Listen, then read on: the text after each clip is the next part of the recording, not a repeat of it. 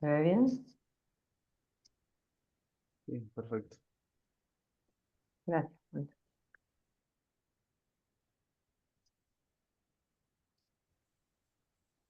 Bueno, son 7:30. Vamos empezando el segundo Ateneo del año. Buen día a todos.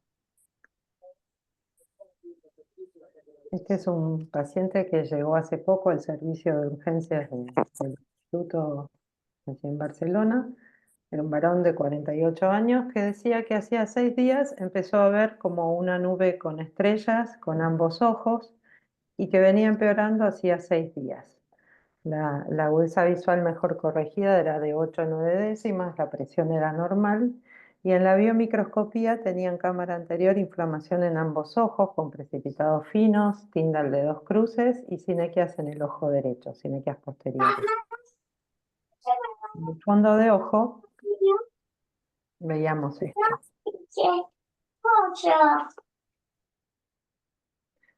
¿Alguien quiere comentar? Ya la muteé. Gracias. ¿Alguien quiere comentar que se ve en las fotos?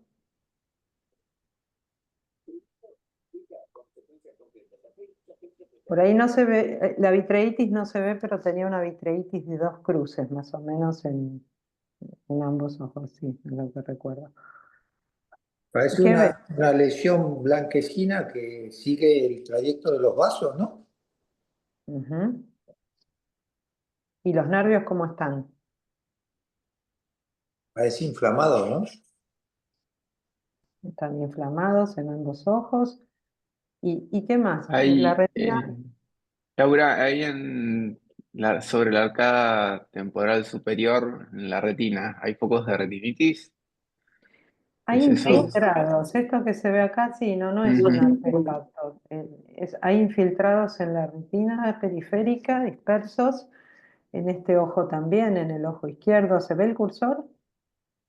El- Sí. Sí. bueno, Sí, se ve, se ve. es que se ven estos infiltrados también en este ojo.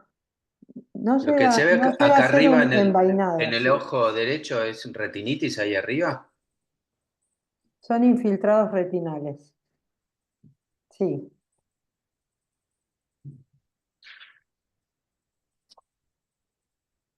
Tiene un montón de pestañas también para estética y los de sí, oculoplástica. largas. No estuvo Son con Popper, malos. ¿no? No, este no refería a Popper. Bueno, ¿y qué hacemos con un paciente así? ¿Cómo lo estudiamos? A ver, los uveitólogos quédense un poco al margen ahora. ¿Cómo estudiamos un paciente así en la urgencia? ¿Qué es lo que hay que resolver?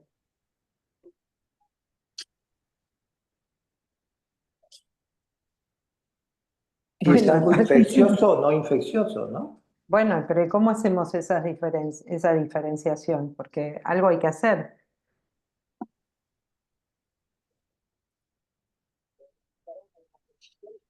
Por ¿Qué ahí le habría pregunto? que ¿No? Para interrogarlo, saber, pensar claro. en retinitis multifocal, ¿no? Que tiene ahí infiltrados, ver que no Ujú, tenga úlceras orales, no sé, bien. hay que pedirle una BDR, LFT-ARS por ahí. Entonces ahí Ujú, te vas claro. pensando a ver qué Tenemos, podría tener. tenemos que empezar a hacer el interrogatorio para ver si es sano, si tiene algo más, ¿eh? Y encarar el laboratorio para diferenciar enfermedades infecciosas de autoinmunes. ¿Qué más pedimos? Podrías pedirle una autofluorescencia, Ujú, buscando. a ver si, cómo te dan los focos, a ver qué patrón tiene la autofluorescencia, a ver si te ayuda en el diagnóstico. Ujú, bien. Entonces lo interrogo y tenía úlceras orales. Me decía que tenía así unas lesiones en las piernas y en el cuello. En el cuello ya lo habían biopsiado, o sea que esto ya venía hace tiempo, digamos. Él motivó la consulta porque empezó con síntomas visuales, pero le venían estudiando estas lesiones, lo habían biopsiado, pero no le habían pedido análisis laboratorio. para descartar. ¿Qué estamos viendo en las fotos? Esto es maculopapular, ¿no? Sí, eso hay que descartar una sífilis secundaria. Hay que descartar sífilis. ¿Y qué otra cosa me puede dar aftas orales? Uveitis bilateral con infiltrados retinales, eritema, Beset. el BSET. Creo que estamos todos de acuerdo que son los dos diagnósticos diferenciales a desempatar. ¿Alguien buscaría otra cosa?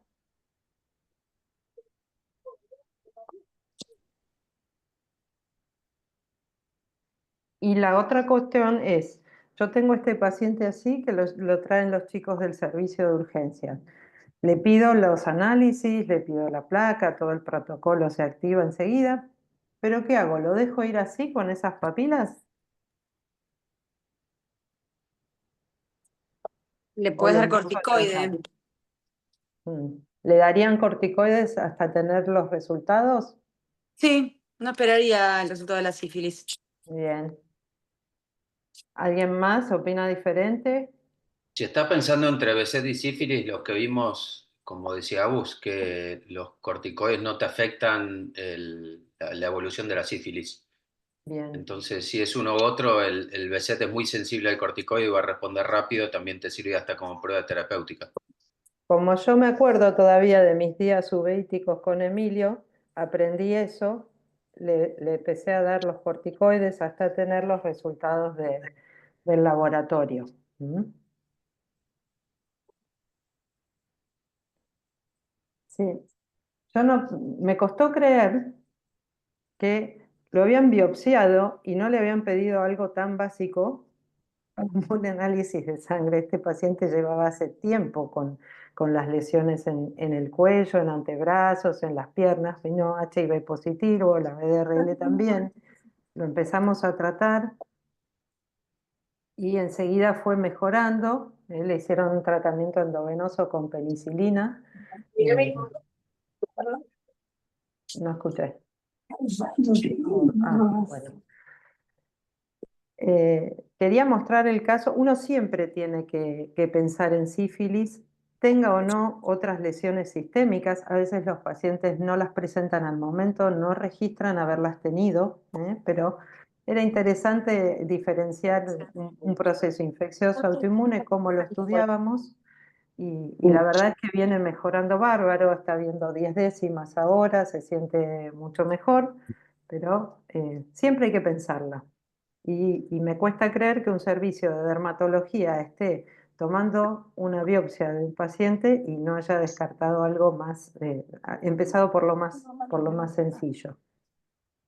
Fuimos bajando el corticoide de a poco también, porque cuando ya vimos que había respondido bien al tratamiento, todavía persistía con algo de inflamación. No escucho. Para Dani, muteate, Dani. Entonces, esto es para comparar cómo tenía la inflamación de los nervios ópticos al comienzo, cómo viene respondiendo. ¿No llevo esta llave? Bueno, y otra vez repasar que la sífilis ocular, incluyendo, ¿no?, la inflamación del nervio óptico, puede ocurrir en cualquier momento del curso de la enfermedad y que la coinfección con HIV no solo acelera el curso natural, sino que nos altera y nos solapa la presentación clínica, ¿sí? Esto es un algoritmo diagnóstico. Esta es la recomendación de CDC del tratamiento. Por supuesto que este paciente hay que tratarlo como neurosífilis, entonces hizo tratamiento endovenoso y durante 2 semanas. En la primera estuvo internado y en la segunda ya le habían dejado una vía puesta y lo trataban en forma ambulatoria. Muy bien. Siempre la tenemos que pensar. Se presenta de maneras diferentes, pero no tan diferente al fondo de ojo. Hace poco mostramos el caso de una placoide, los infiltrados retinales ya los habíamos descrito hace tiempo. Hay un trabajo que Emilio publicó con Daniel Colombero, Ariel. Bueno, nada, era para recordar que la tenemos que pensar. Y paso rápido. ¿Alguien quiere comentar algo de este caso?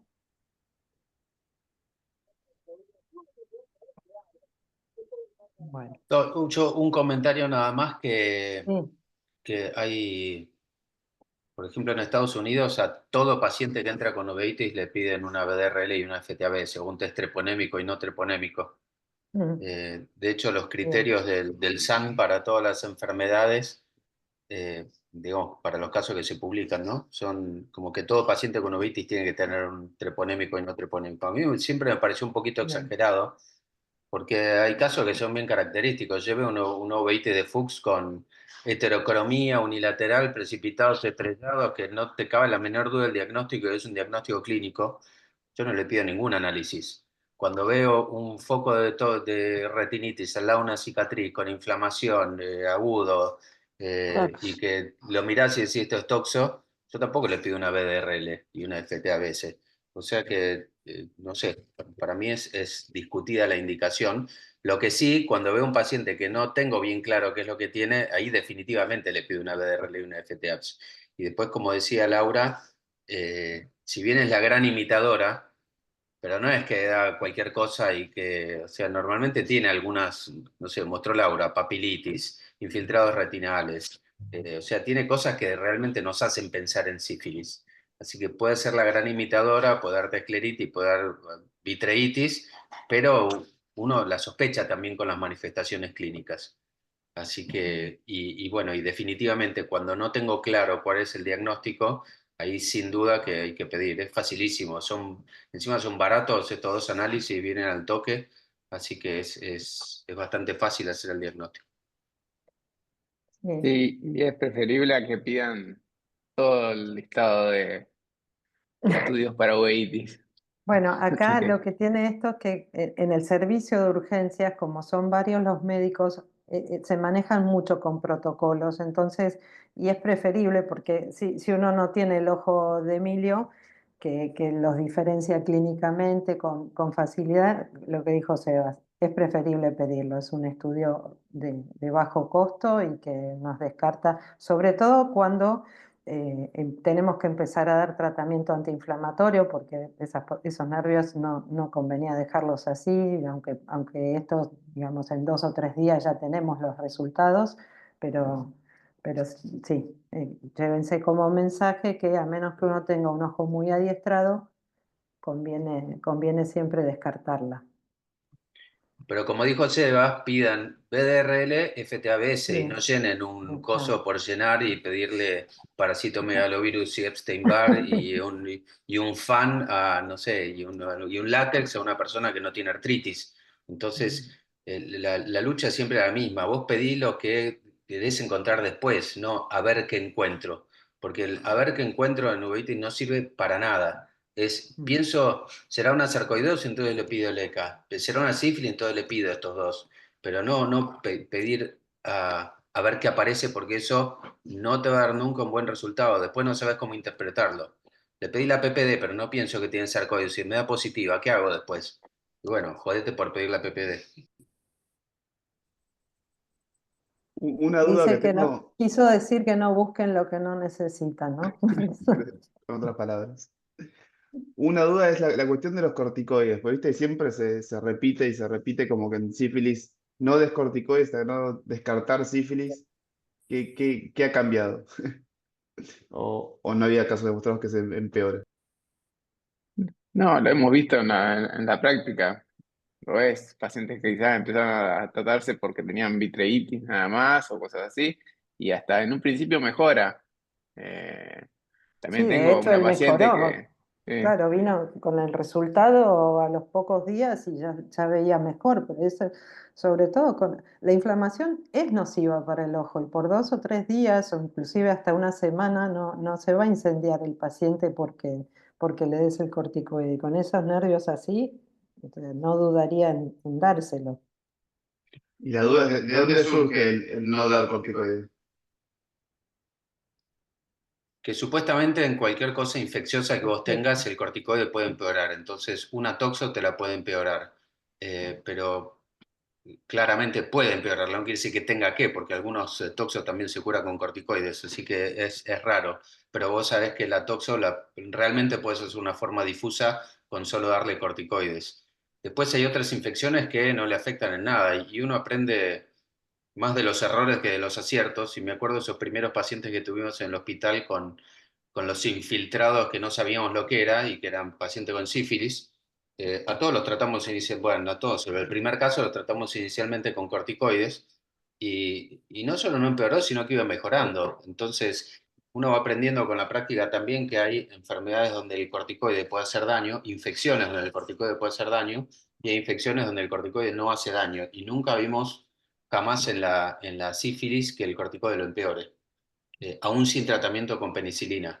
Por lo que digo, porque yo los he tratado con corticoides y porque recibimos otros pacientes que estaban solo tratados con corticoides y al final resultaron tener una sífilis. De hecho, el año pasado presenté una paciente que estuvo tratada 8 meses con metotrexato pensando que era un lupus y era una sífilis. Y no se curaba, pero nunca empeoraba tampoco.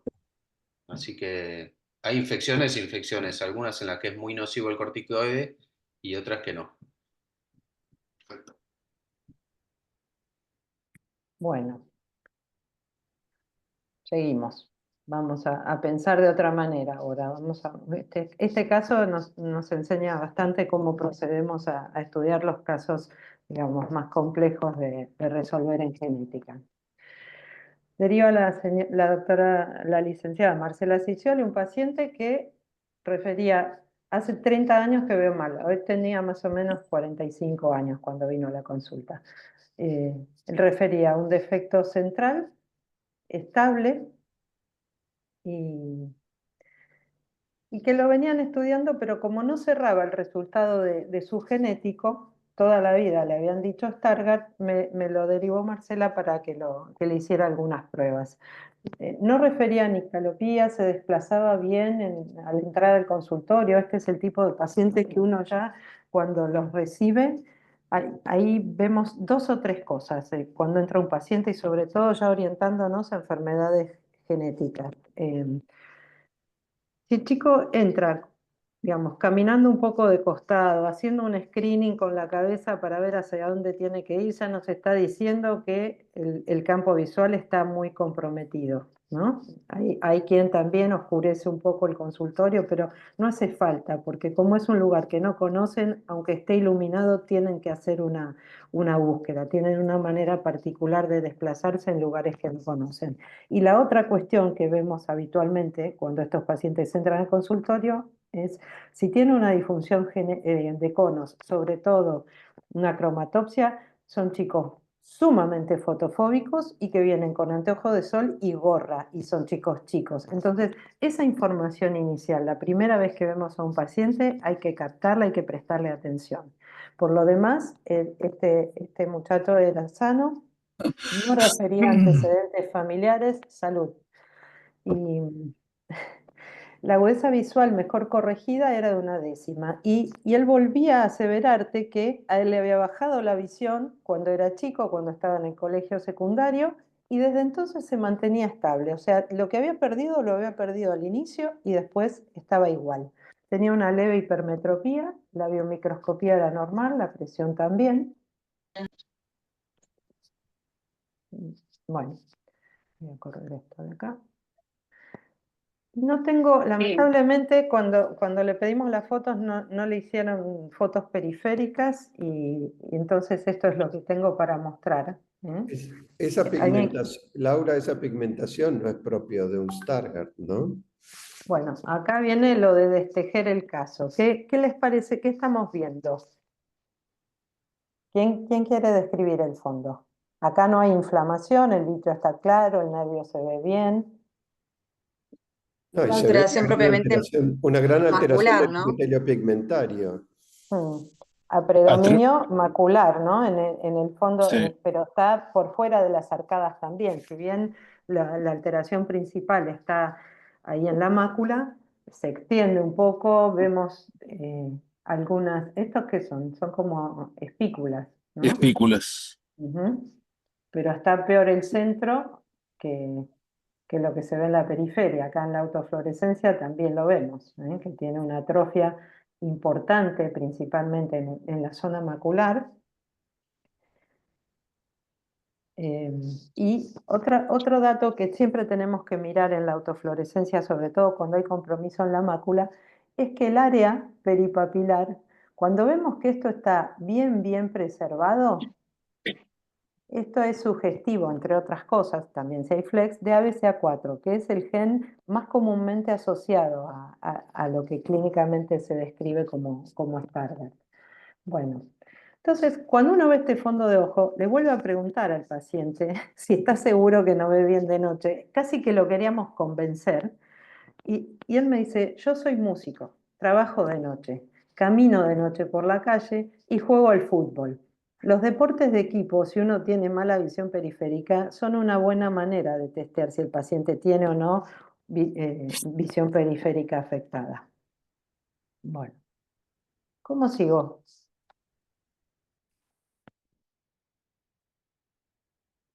Cuando yo tengo una disfunción en la mácula, tengo que diferenciar si es algo puramente macular o si es una disfunción de conos, algo más generalizado. Entonces, Electroretinograma, bien, un electroretinograma. ¿Cuál? los dos. Multifocal, por flash. El Multifocal. flash es el que te va a decir de Por la flash, ¿no? periferia. Mm. El flash El te va a decir flash, de la periferia. claro, el flash me va a tamizar, ese es el primero que tengo que pedir casi siempre cuando estoy pensando una posible heredodegenerativa, porque me va a tamizar si es algo localizado solo macular, va a salir normal. Si es una afección más extensa, me va a salir con algunas amplitudes ya disminuidas, y si es una disfunción de conos, va a estar la función de los conos completamente afectada. Entonces, ese es el primer estudio que yo tengo que pedir de los electrofisiológicos. Lau, ¿y el multifocal vale la pena que lo pidas si vos ya sabes que te va a dar súper alterado? No, si yo ya estoy viendo que la mácula está mal, no. Yo pedí, el Claro. multifocal solo estudia los 20 grados centrales, entonces Por eso, no a eso tengo iba, que no tiene, claro, no tiene sentido, ¿no? no tiene sentido en este caso, no. ¿Cuándo pediría un multifocal? Cuando el paciente no ve bien y yo no encuentro ni en el fondo de ojo ni en la OCT algo que lo justifique. Entonces ahí sí estaría bien estudiar la función de la mácula, porque al inicio muchas veces no vemos datos en el fondo de ojo que nos ayuden a hacer un diagnóstico y tenemos que saber. ¿Y por qué tenemos que saber eso? Porque antes de pedirle un potencial visual evocado pensando que lo que está mal es la conducción por detrás del ojo, yo tengo que descartar que la mácula funcione bien. Entonces en esos casos sí lo pido. Digo, esta es la OCT, vamos a correr a Laura de ahí. Bueno, ¿y qué vemos en la OCT?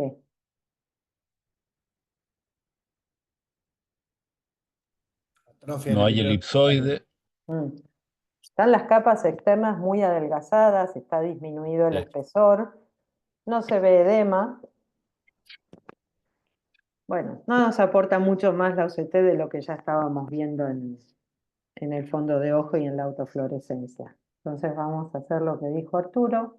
Esto quería mostrarlo. Este es un paciente que cuando era chico se había atendido en nuestra institución y ya tenía una sospecha de disfunción de conos y bastones. Le habían dicho Stargardt en algún momento, pero le habían hecho también un electroretinograma. Vamos a correrlo otra vez.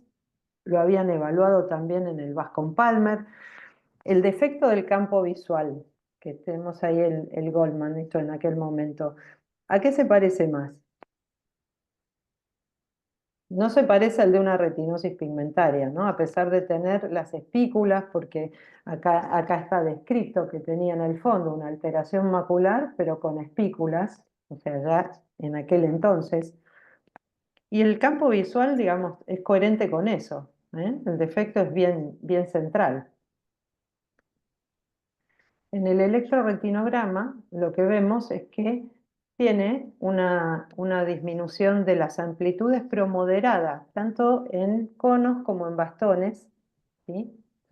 Siempre acuérdense que hay 6 mediciones por el protocolo de ICEP. Las primeras 4 están hechas en adaptación a la oscuridad. Si miramos la referencia nos dice aquí arriba. Y lo segundo, ese numerito que está al lado, es la intensidad del flash con que yo lo estimulé. Entonces, este 001 es una luz azul de muy bajita intensidad que solo perciben los bastones cuando están adaptados a la oscuridad. Si yo no lo adapto, la respuesta no va a ser a pleno. Entonces, por eso es importante seguir ese protocolo. Después, a medida que aumento la intensidad del flash, van sumándose los conos a esa respuesta. Esta de 10 candelas es lo que llamamos máxima respuesta. Y después adaptamos al paciente a la luz 10 minutitos más y medimos con un flash único de 3 candelas y con un flicker de alta frecuencia. Estas dos respuestas sabemos que están mediadas por conos. Los bastones no tienen un periodo refractario mayor y no responden a estas intensidades de luz. Por eso es que este protocolo está hecho así. Nuestro paciente no tenía una función de bastones abolida, simplemente la tenía con amplitudes algo más bajas. Cuando solo me altera la amplitud un poco, una afección, descarta una disfunción panretinal de bastones o de conos, descarta retinosis pigmentaria, ¿sí? Entonces, este paciente tiene funcionalmente una disfunción moderada de conos y de bastones. Así es como se estudia y esta es la información que yo le tengo que dar al genetista. Como antes, digamos, antes de tener esto le habían hecho el genético, digamos, hubo que volver a estudiar algunas cosas. ¿Por qué? Porque ese genético que yo recibo tiene que coincidir con la clínica. Si no, hay que pensar que no es el gen responsable de la enfermedad. Esto es para repasar cómo estudiamos a estos pacientes, ¿sí? Al fondo de ojo yo le agrego autofluorescencia, OCT, campo visual en algunas ocasiones, no siempre se lo pido, y después la electrofisiología. Y con esa información voy al genético. No lo pidan antes, porque si no, es lo que decía Emilio del laboratorio. Si pido lo que no necesito, encuentro lo que no sé. Esto es lo que yo le tengo que decir al genetista. Si nuestro paciente tiene una difusión de bastones y de conos, después veremos cuál es la enfermedad. No siempre tenemos un diagnóstico clínico cerrado, pero sí tenemos que saber qué le funciona bien o mal. Si tiene una disfunción de bastones, una de conos, si es solo una distrofia macular o una neuropatía óptica. Con eso el genetista va a poder correlacionar si lo que encontró coincide con la clínica del paciente. Y este paciente, lo controvertido es que vino con una mutación en ABCA4, que es el gen más comúnmente asociado con Stargardt, y con otra en RP2, que es uno de los genes que produce formas de retinosis pigmentaria con compromiso macular. Y acá, ¿qué hacemos? Ya voy apurándome. ABCA4, este es el trabajo de hormiga que hay que comprender que se hace después del cuadro clínico. ABCA4 es un gen que comúnmente se asocia con Stargardt, pero que es de herencia recesiva. Eso quiere decir que yo tengo que tener 2 variantes afectadas, ¿sí? La del lado de mamá y la del lado de papá. Y acá se encontró una sola. Entonces, esto más esto descarta que ABCA4 sea el causal. Esto no es un Stargardt, ¿sí? Para que yo pueda atribuirle a ese gen la enfermedad, tiene que tener 2 variantes afectadas de los 2 lados. Y después muchas veces terminamos estudiando a los padres si es necesario para confirmarlo, sobre todo ante una posible terapia. ¿Entienden? Hay que establecer bien el diagnóstico. Y RP2 normalmente es un gen que está ligado al cromosoma X, donde las mujeres son portadoras, los varones son los afectados, más comúnmente da retinosis pigmentaria, pero con compromiso macular temprano. A este paciente le vemos el compromiso macular, pero no le vemos el resto. Y entonces, ¿se descarta? En genética lo que estamos viendo es que la clínica manda. Así que este es un caso que vamos a presentar en el próximo meeting de Una Oslo. pregunta. ¿La Sí. afectación macular se debe al ABCA4 o no tiene nada que ver? No, a ver, el ABCA4 seguramente hace algo, pero en los genes de herencia recesiva, lo que quiere decir es que para que vos tengas manifestaciones de enfermedad, tiene que tener las dos copias afectadas, porque con una sola si no es suficiente y no desarrollan enfermedad. Muchas veces vemos en padres con pacientes que han tenido Stargardt, distrofia macular de Stargardt, que ellos tienen una copia mutada, se asocia a maculopatías que se interpretan como degeneración macular relacionada a la edad, porque empiezan con cambios a edades muy tardías, los que portan una sola copia anómala. Sin duda que algo hace, pero no es la causa de esta enfermedad. Pero pues Eso tampoco está es estudiado ya.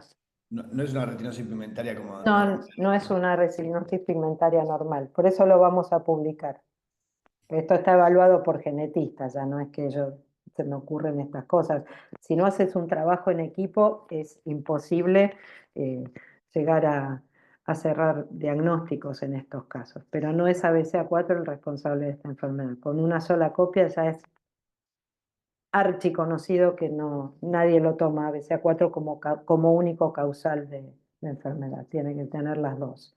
Entonces me pidieron que estudiara la madre totalmente asintomática, tiene una variante en ABCA4, por supuesto, porque el hijo la tiene, pero también tiene la variante de RP2, solo que ella es portadora. Las mujeres tenemos 2 cromosomas X y entonces tenemos la posibilidad de que si uno está afectado y el otro no desarrollamos la enfermedad. El varón recibe solo ese cromosoma, se expresa y tiene afectada la retina. Nada, quería mostrarles cómo hacemos el trabajo junto con los genetistas para estudiar este tipo de O pacientes. sea, con autopercibirse mujer no alcanza entonces. No alcanza con eso nada más y bueno, a medida que se van estudiando cada vez más las causas genéticas, perdón, ya me pasé y no quiero que... Sí se ve que estos pacientes con mutación en RP2 tienen una disfunción del sistema de conos. Lo habitual es que se presenten como retinosis pigmentarias con compromiso macular, pero vemos que siempre hay alguno que no entra en lo tan habitual. Ya les contaré cómo nos va con esto.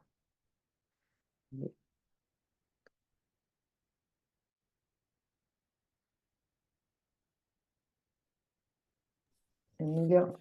Lau, ¿en qué porcentaje de pacientes estudias los padres? A ver, los estudiamos cuando hay alguna controversia que tenemos que confirmar si hay, de dónde viene la variante. No siempre los estudiamos, pero lo que pasa es que si hoy, digamos, estás pensando que un paciente puede ser candidato a entrar a un ensayo clínico, una fase 3, eso te lo piden, ¿sí? Tiene que estar recontra confirmado que si encontraste 2 variantes, también la tienen que tener los padres, son muy rigurosos en eso. Pero no se lo pido de entrada, no. Salvo que quede algo por resolver.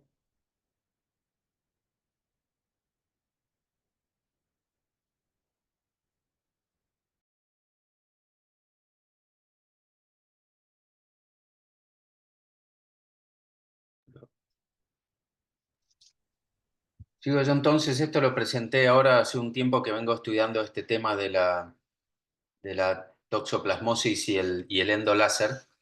Y bueno, esto lo presenté ahora en el CAO y está por ir a publicación. Donde bien sabemos que la toxo es la causa más común de uveitis posterior infecciosa en Argentina definitivamente. Sabemos que hay variaciones geográficas. Hace unos años hicimos con Gary Holland y otro grupo de Francia, Estados Unidos, Inglaterra, Brasil, un estudio de los casos de toxo y lo que vimos es que son diferentes en Sudamérica de lo que es en el resto del mundo, sobre todo Europa, donde tienen mucho más reacción inflamatoria en Argentina y Brasil de lo que tienen en Estados Unidos o los países europeos. Y también sabemos que hay diferentes cepas que algunas son más agresivas que otras. Entonces, nosotros reconocemos, como hablamos recién, la toxo es una retinitis, que si está al lado de una cicatriz no hay nada que pensar, como arriba a la izquierda. Si está cerca del nervio y nos da una estrella macular, podemos tener otros diagnósticos diferenciales. Y si aparece sola, como abajo a la derecha, entonces también tenemos que pensarla, pero bueno, el diagnóstico es un poquito más difícil, pero bueno, acá retinitis focal es toxo Prende hasta lo que que se quieras si querés. ¿Qué dice Gaspa? Ceci, ¿no te interesa, Ceci? Mirá que Ay, venís de la sorry, se UBATE me vos, activó ¿eh? Mirá que venís de la UBATE vos, ¿eh? No te hagas la rubia. Bueno, decía que todo foco de retinitis en Argentina es toxo hasta que se muestre lo contrario, tenga cicatriz, no tenga cicatriz, sobre todo si es focal, y probablemente no le erren con esa premisa. Bueno, asunto que el diagnóstico no es demasiado complicado, podemos pedir serología, IgG, IgM para ver si tuvo contacto con el parásito, es lo único que nos dice la serología, no nos confirma el diagnóstico, y lo que hacemos después es vamos a hacer un tratamiento, que los tratamientos, como ven acá, son varias alternativas que tenemos, la pirimetamina, la trimetoprima, las sulfas, la combinación de las dos, en la síntesis de proteínas puede usar la clindamicina y la citromicina, que hay varias cosas que podemos usar y la verdad es que normalmente el mercado es el que nos dice cuál vamos a usar, porque el tratamiento clásico con pirimetamina y sulfa resulta que la pirimetamina en la mayor parte de los países de Sudamérica no existe. En Estados Unidos era la droga de elección por el tratamiento clásico hasta que aumentó 100 veces el precio y la gente lo dejó de usar y hoy día creo que el Bactrim es la primera alternativa de tratamiento casi en todos lados. Así que igual la mayoría de los pacientes con toxo al final tengan lo que tengan, uno le hace tratamiento con cualquiera de estas drogas y en la mayor parte de las veces, a las 6 semanas, vamos a ver que desapareció la retinitis, como ven en estas imágenes, y el asunto está resuelto. Algunos necesitan por ahí un poquito más tiempo de tratamiento, pero en general 6 semanas es lo que se usa y con eso alcanza para que la retinitis cure. Pero después pasan casos como este. Aparece este paciente de 55 años, pesaba como 130 kilos, había tenido una toxo en junio del 2021 que se curó perfectamente bien con pirimetamina de citro, lo había tratado Laura, así era la lesión que tenía originalmente muy chiquita, temporal. Se curó, recuperó 10 décimas, tenía una IgG muy alta y una IgM positiva inicialmente, con lo cual lo más probable es que era un cuadro adquirido, ¿ven? Sin cicatriz previa. Pero bueno, eso fue junio y en marzo del año siguiente, él refiere que empieza a ver mal de vuelta. En realidad dice que desde enero que estaba viendo mal, pero bueno, tenía fiaca de consultar y no sé qué. Al final viene en marzo, con 2 meses de evolución de esto ya, tenía una visión de 5 décimas, tenía precipitados finos, tenía 3 cruces ceros en cámara anterior y como ven en el fondo, tiene un foco muy grande de retinitis que pareciera que los bordes ya están netos, como que está queriendo empezar a cicatrizarse.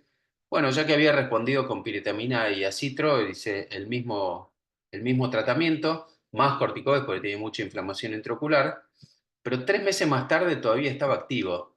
Seguía con 5 décimas de visión, muy borroso porque el vitrio estaba turbio. Seguía habiendo algo de inflamación en el segmento anterior. Y este es el aspecto. Había empezado en marzo, esto es mayo. O sea que ya 2 meses ven que prácticamente no había cambiado. Y en junio ven que todavía sigue teniendo parece una paleta de helado ahí en ese sector con el vitrio turbio y por más que hacía tratamiento, dosis alta de corticoides y realmente no mejoraba. Después de 4 meses de tratamiento yo ya le había subido la dosis de pirimetamina de 25 a 50 miligramos, la citromicina en vez, o sea, todo al doble, la medicación oral. Y además le había agregado que cada 2 semanas hacía una inyección intravítrea de clindamicina más dexametasona, había intentado hacerle láser sobre la lesión también, y la visión estaba ahí, seguía viendo borroso, y esta es la evolución, donde ven de marzo, mayo, junio, fin de junio. Claro, por ahí esto está más finito, la retinitis en la parte inferior, pero sigue activo, sigue con el vitrio turbio, y claro, el tipo me dice, che, hace 6 meses, el año pasado tomé 2 meses de tratamiento, ahora hace 6 meses que estoy con tratamiento, sigo viendo muy mal, estoy podrido de esto, ¿existe alguna otra alternativa de tratamiento? Y yo le dije, sí, existe esto, que es limpiar el vitrio, hacerle láser. El láser es para quemar la retina, así que tiene que ser de alta intensidad, por eso que se ve bien blanco. Y el láser se hace rodeando, porque uno ve la intensidad en realidad cuando empieza a ser alrededor de la lesión, y después con esa misma intensidad la idea es a todo el lecho de la toxo también quemarlo. Eh, entonces esta es la evolución, ven que en septiembre ya está todo quemado, respondió, por ahí en esa parte central se ve un poquito blanca todavía, pero ven que el paciente recupera excelente agudeza visual, la lesión se cura, hace unos días más de tratamiento y después le suspendo el tratamiento por vía oral. Eso es unos meses más tarde, donde ven que hasta el momento está muy bien. Después, acá en la parte de abajo, ven que hice una pequeña reactivación. Yo dije, bueno, otra vez empezar el tratamiento. Bueno, esa pequeña reactivación, por motivos que todavía no me quedan del todo claros, le di Bactrim y en un mes se curó. O sea, lo que llevó meses que no resolvió, después con un mes de algo sencillo como el Bactrim, se curó la reactivación. Y un año más tarde seguía todo inactivo, por suerte no reactivó nunca más, mantuvo buena visión. Después tuvo algunas cositas como edema macular que fue tratado, después desarrolló catarata, se operó, pero por suerte hoy está muy bien.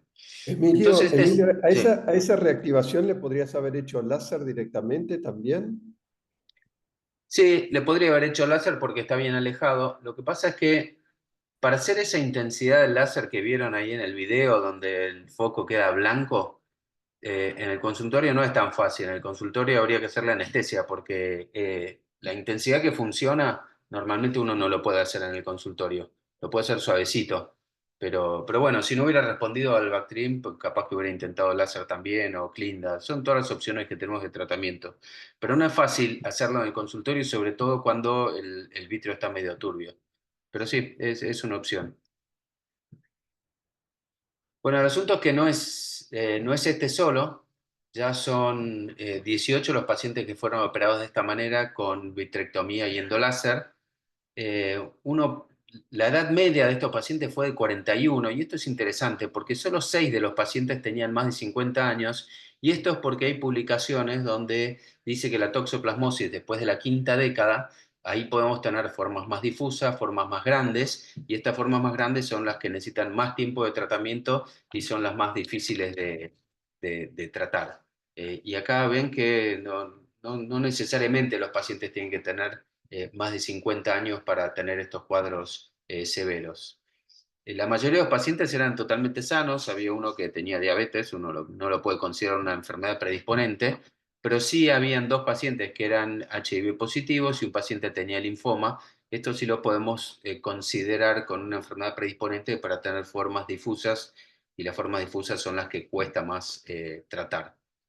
Con respecto a la forma de presentación, más o menos mitad y mitad. La mitad tenían la forma primaria, o sea, sin cicatriz previa. Son esas formas que uno piensa que son relativamente recientemente adquiridas.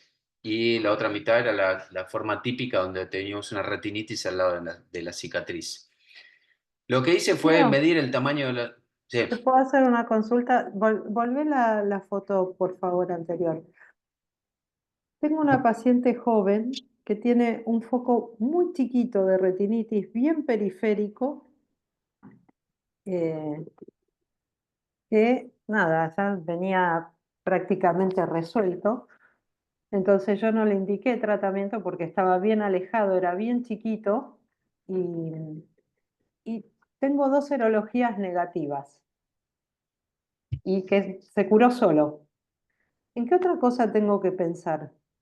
Porque todo lo que le pedí vino negativo y es un foco aislado, chiquito, y que yo hubiera jurado que eso era toxo.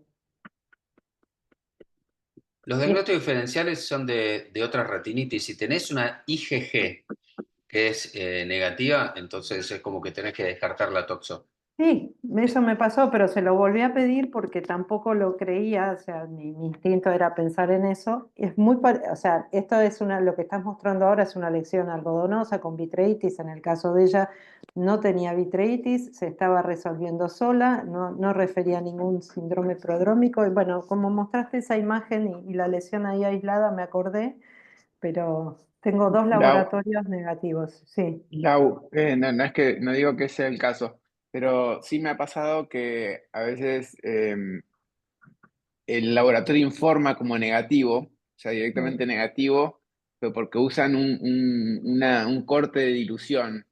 Entonces uno se comunica con el laboratorio y quizás el corte de dilución era bajo para ese laboratorio y en realidad sí tuvo contacto, como son lesiones tan pequeñas y a veces pasan mucho tiempo, sobre todo pasa más con gente grande, que el nivel de IgG va descendiendo con el tiempo y no significa que no haya tenido contacto con el parásito, sino que que los niveles son muy bajos para informarlos como positivos. Sí, le dije que si repetía íbamos probablemente a tomar muestra del ojo, si no, o le daba el tratamiento empírico, pero esto era algo muy chiquito, periférico, perdón por la interrupción, pero me hizo acordar. No, está bueno, uno tiene que pensar, hay otras enfermedades raras que pueden darlo. De hecho, el herpes te puede dar una retinitis focal, es más raro, pero puede pasar. Tenés que pensar en Bartonella, o sea, tenés que pensar en otras infecciones retinales en general, pero bueno, son francamente mucho más raras que la toxo. Y después eso que vos mencionás de el foco, suponete que haya sido una toxo, te haya dado positivo, el foco periférico de toxo sin inflamación intraocular, que yo digo, bueno, este lo observo, a mí me pasó, no sé, en más de los 800 casos que di de toxo en mi vida, te diría que menos lo que puedo contar con los dedos de una mano, que me pase tener un foco periférico sin inflamación, que yo digo, bueno, lo observo. O sea, es realmente la excepción. Mm. Sí, sí, probablemente no era toxo, pero bueno, nunca supe qué era porque todas las otras serologías que le pedí también vinieron negativas. Bueno, Bueno, bienvenido al mundo ya de la veremos. sobeiti. Ya Muchas le veces contaré, no, sí, es no sabemos de qué frustrante. se trata. Bueno, les contaba que todos, lo que hice fue medir el tamaño de las lesiones y para eso usé este programa que es gratis, está online, se llama ImageJ, que es creado por el NIH. Entonces lo que uno hace es medir el tamaño de la lesión, lo compara con la papila y uno expresa el tamaño de la lesión de toxo en diámetros de disco.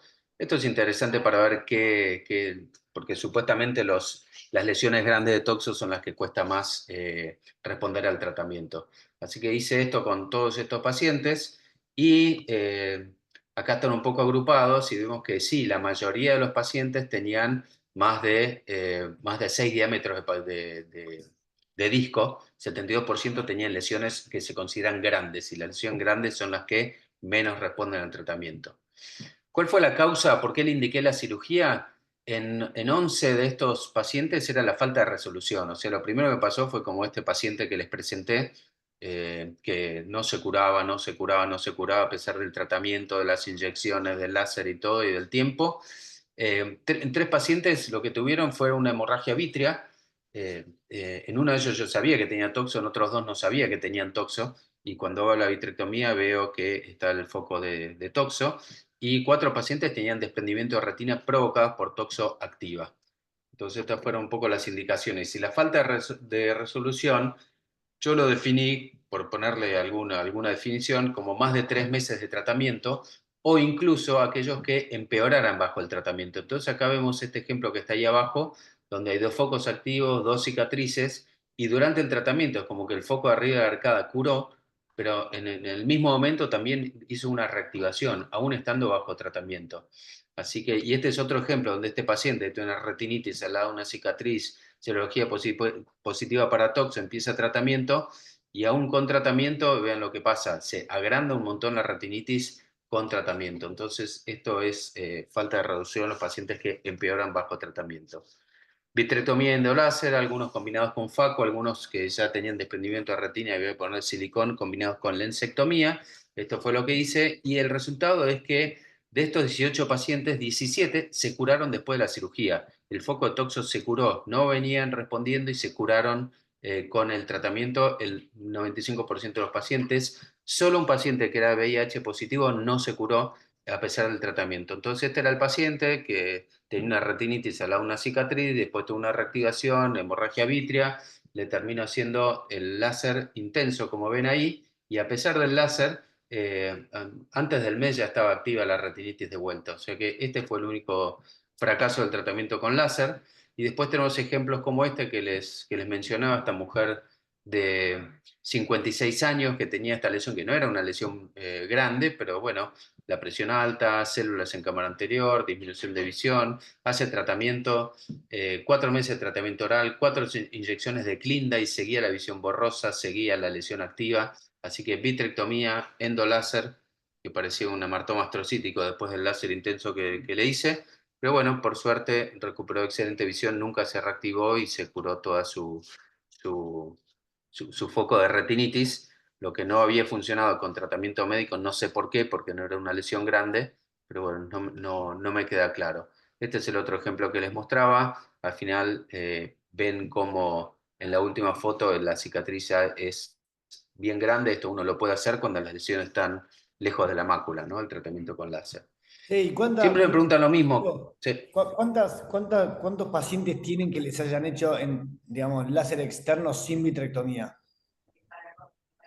En un momento empezamos a... Bueno, de esta serie son 3 los pacientes que se hizo láser en el consultorio, pero como te decía antes es muy difícil. En un momento empezamos en el hospital a hacer un tratamiento alternativo para que los tipos no tuvieran que pagar un tratamiento. Lo que hacíamos era, le inyectábamos clinda intravítrea y le hacíamos láser sobre la lesión. No llegábamos, no sé si vos te acordás, Sebas, no llegamos ni a 10 pacientes a hacer esto y algunos respondían, otros no. Tampoco que sea la maravilla del láser que podés hacer en el consultorio más la clinda. Claro, porque el tema es que tenés la vitreitis a veces y eso es lo que te perjudica para ver también. Entonces, a veces de esa serie de pacientes hay algunos que, bueno, la mayoría me acuerdo que respondió a 2 inyecciones intravítreas, pero bueno, el láser quizás tenía que hacer después de la primera, que limpiese un poco la vitreitis para poder ver. Eh, pero bueno, tampoco era wow porque a nadie le gusta que le pinchen el ojo. Claro, también Sí, está esa, ¿no? Me acuerdo cuando hacías las intravítreas también para tratar de manejarlo de esa forma, que al paciente hospitalario le resultaba económicamente mejor, pero la adhesividad era otra, bueno, a veces se colgaban, no venían y tenías que seguir tratándolo semanalmente. No es tan fácil en ese ámbito sí. hacer Y el el láser para que tratamiento. funque, para que quede así blanquito como en la foto, duele como la miércoles. O sea que uno no... Si lo haces sin anestesia, esto no lo podés hacer. Entonces un tratamiento medio-medio. Bueno, todos me preguntan eso, ¿no? Me preguntan, che, ¿cuál es la técnica? ¿Qué parámetros usás para el láser? Sobre todo los americanos, que siempre les gusta tener todo bien especificado. Y bueno, es difícil una respuesta. Obviamente, cuando haces siendo láser no puedo regular el tamaño del spot, es más o menos cerca de la retina. Y yo lo que les digo que lo que tiene que ser la intensidad, que después lo empecé a mirar un poquito, son entre 250 y 300 miliwatts, dependiendo del la pigmentación que tenga el fondo de ojo, pero arriba de intensidad que sea blanco. O sea, tiene que ser de alta intensidad, de larga duración. Lo que querés es quemar todo el espesor de la retina. Cuando vos ves OCTs como ahí abajo, la toxo afecta todo el espesor de la retina. Entonces querés quemar toda la retina. Por eso, bien generoso. Y la idea es hacerlo, obviamente, sobre la lesión, y alrededor de la lesión, siempre empiezo alrededor de la lesión, porque si no, si vos haces blanco sobre blanco, no te das cuenta si está quemando o no. Entonces alrededor, y una de las cosas que uno hace también alrededor, es porque las reactivaciones de toxo prácticamente siempre aparecen en el borde de un foco de retinitis. Entonces la idea de hacerlo alrededor de la lesión es también para limitar las posibles reactivaciones que pueden tener estos pacientes. Entonces acá hay algunos ejemplos donde ven cómo se hace alrededor, sobre... alrededor es donde te das cuenta la intensidad que tenés que usar, focos grandes, focos chicos, focos periféricos, eh, pero bueno, sobre la lesión y alrededor de la lesión, todos ejemplos de cómo la idea es cocinar estas lesiones de toxo para que no vuelvan. Bueno, algunos pacientes, porque un poco no sabía qué hacer, le hago el tratamiento de láser y qué hago, sigo con el tratamiento, no sigo con el tratamiento. En algunos lo corté ahí nomás y en algunos seguí un poquito más, pero la media es más o menos alrededor de un mes. Traté a la mayoría de los pacientes y después los terminé suspendiendo porque vi que con la cirugía solo alcanzaba para curar. La agudeza visual mejoró en más o menos la mitad, una media de 4 líneas, y acuérdense que muchos de estos pacientes tienen desprendimiento de retina, de DR, en pacientes con toxo activa, las chances de PBR son enormes, así que la agudeza visual no fue muy buena en la otra mitad de los pacientes.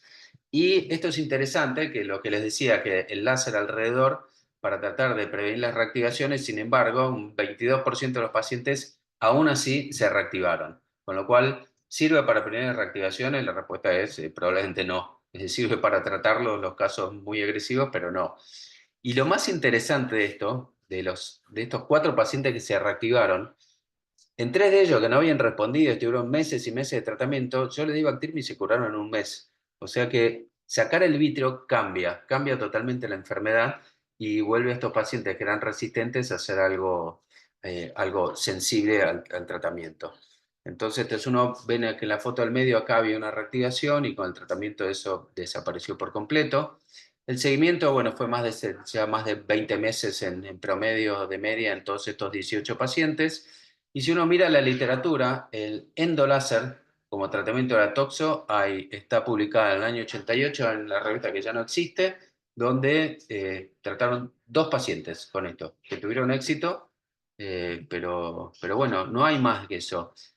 Con respecto al láser, la primera publicación fue de Álvaro Rodríguez en una presentación de un Panamericano, una presentación oral en 1964. Después se presentaron algunos pacientes de láser, pero no de endoláser, tratamiento preventivo alrededor para ver si prevenía las reactivaciones. Uno en alemán que no lo entendí, por cuestiones obvias, pero solamente 3 pacientes. Y después, no sé, otro en polaco. O sea que prácticamente no tenemos información y menos sobre el endoláser en la toxo. Con lo cual esto creo que es bastante interesante, bastante novedoso y sobre todo que estos casos que no responden al tratamiento, bueno, tenemos una alternativa más. Entonces, ¿qué hacemos nosotros con esos pacientes que no tienen respuesta? Que bueno, cada tanto aparecen estos. Podemos cambiar la droga, si le está dando Bactrim, le podemos dar tratamiento clásico. Podemos hacer tratamiento con 4 drogas y agregarle clindamicina oral, o sea, agregar más drogas. Podemos aumentar la dosis, porque en realidad uno nunca sabe cuál es la dosis adecuada siempre de la pirimetamina, que si se empieza con la dosis de carga de 75, que si le damos 25, 50, no está claro en la literatura cuál es la dosis ideal. Podemos probar a aumentar, pero cuanto más aumentamos pirimetamina, más posibilidad que bajen los blancos y las plaquetas. Podemos darle el tratamiento para siempre, decir, bueno, sí, bancátela y tenés que hacer esto y estar un año con tratamiento, pero bueno, el vitrio siempre queda turbio. Podemos usar la clindamicina intravítrea también como alternativa para estos casos que no responden. En muchos responden, en esto que les acabo de mostrar, ya ven que no, o sea, no es tampoco que sea mágica la clindamicina intravítrea. Así que la vitrectomía y el endoláser vemos que más del 90% de los casos se curan con este tratamiento, o sea, es una buena alternativa. No previene las reactivaciones, porque más o menos 25% se reactivaron. Mejora la agudeza visual en muchos de ellos, no en otros, sobre todo el factor de riesgo más importante es el DR. Así que, bueno, si bien existen varias alternativas de tratamiento, esto es un poco para demostrar que la vitrectomía y el endoláser es una alternativa de tratamiento para aquellos casos rebeldes que no responden con otras formas de tratamiento. Acá hablas de casos rebeldes. Hoy por hoy, ¿no te planteas algún caso en que empezarías con esto? Por ejemplo, si viene tratado de otro lado, aunque a vos no te conste el tratamiento. No, por ahí lo que pensaría yo es como que fui bastante estricto en todos estos casos porque uno tiene que tener parámetros, saber de cuándo tratarlos. Por ahí no sé si esperaría 3 meses. Los pacientes normalmente se curan en 6 semanas. Si yo veo que a las 6 semanas no cambió nada, tiene vitreitis y veo que no va, por ahí es una alternativa hacerlo antes, sí. Pues bueno, es un garrón, ¿viste? Los medicamentos también tienen sus efectos colaterales, la gente se empieza a cansar.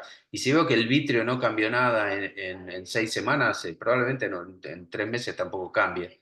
Así que sí, después veremos si hay otra indicación de hacerlo un poquito más precoz.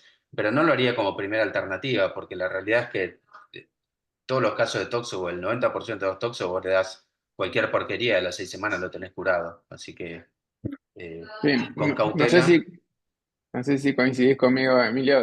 Lo ideal quizás sería en esos casos que hay que mantienen, a pesar del tratamiento, mucha vitreitis, que a veces le hacemos hasta dobles ciclos de corticoides, porque esos son lo que he visto que tienen más chance de desprenderse la retina después, y la retina desprendida en una toxo es una fiaca, porque son pacientes que no andan bien después. Entonces, como para evitar y llegar a eso, me parecería una buena indicación. Sí, lo que mencionaba Sebas es, nosotros normalmente viene un paciente con una toxo y le damos, además del antibiótico, corticoides, que empezamos 60 miligramos, lo bajamos rápido, a los 20 días ya no tiene nada, pero por ahí el tipo viene al mes y medio y de vuelta tiene un montón de vitreitis, entonces volvemos a hacer otro ciclo de corticoides. Capaz que sí, eso sea otra indicación, en vez de hacer el segundo ciclo de corticoides y seguir con el tratamiento más tiempo, es en ese momento hacer el láser. Puede ser otra indicación, sí. La verdad que sí, habría que pensarlo, pero bueno, vemos que esto del sacarle el vítreo y hacerle láser es tremendamente efectivo. I- Igual que en la Spark Planity, ¿no? Igual que en la Spark Planity, sí, la verdad que sí, también. Bueno, estamos sobre la hora, así que si no hay más preguntas, Bueno, será hasta la semana que viene. gracias. Gracias, muy Adiós. bueno, Chao, espectacular. chao. Buena semana. Chao.